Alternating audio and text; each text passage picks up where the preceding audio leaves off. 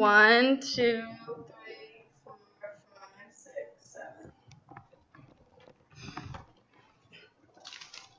Hello, my name is Madeline Chestnut, and for my ceremonial speech, I'm going to do an inspirational speech. Voting, a right that is often looked over, a right that is often not used, and a right that millions of Americans do not see the value in.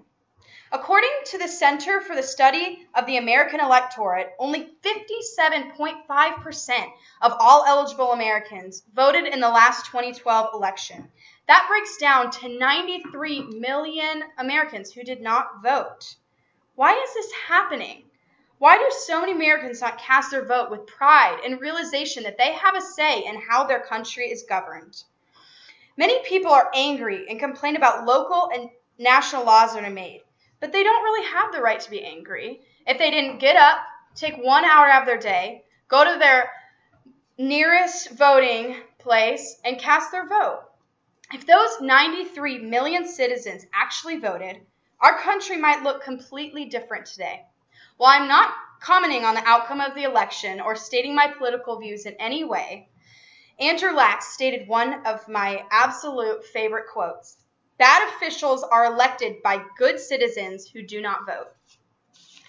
Now, you all may be wondering, why is a 19-year-old college sorority Kansan girl interested in the right to vote? Isn't that a thing only parents do? Isn't that a thing only extremists care about? Isn't that a thing that you have to be politically smart to do? No. My answer is no. You do not have to be anything special. You do not have to be from any social standing. You do not even have to graduate college. You just have to care. You have to be interested, and you have to realize that you have an amazing right that you can pick your leaders. This is a right that Americans fought for hundreds of years ago. I grew up in a family that is basically obsessed with politics. I can't hardly get through a family dinner without something political coming up. When I was younger, this really annoyed me because I would just sit there and, munch on my dinner, put my hand on the table, and just wait for it all to be over. I thought that all the conversation was just going in one ear and out the other. But little did I know, these dinner time discussions were forming my views and my values, and they are what put the emphasis on how important voting and being politically educated is. This is my visual aid. This is the button that was for my dad's campaign when he ran for the city commission of our town. This button represents the very first time that I was interested in voting. This represents the first time that I was interested in really anything political, because this was something that hit home for me. I wore this button with pride on the back of my backpack when I walked down my junior high halls, on the front of my fuzzy pink North Face jacket. This button represents my family and voting and how important those two were to me.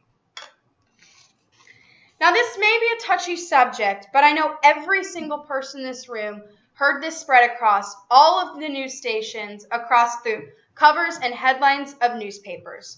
I'm talking about the government in Syria.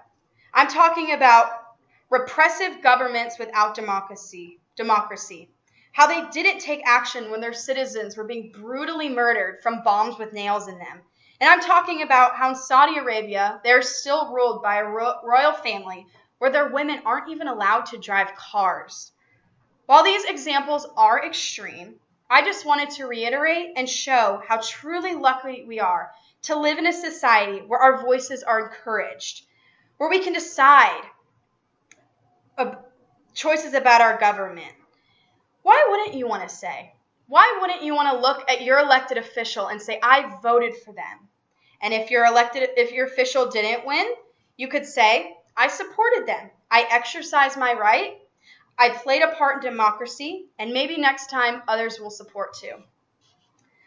So we all know about the upcoming presidential election, and we all know and are a little shocked that Donald Trump is actually running to be the president of our nation.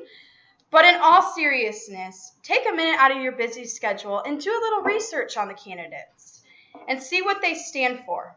Investigate who will be running your country, who will be deciding who you can marry, who will be deciding if your taxes go up or down, and who will protect our country in times of war and financial hardship.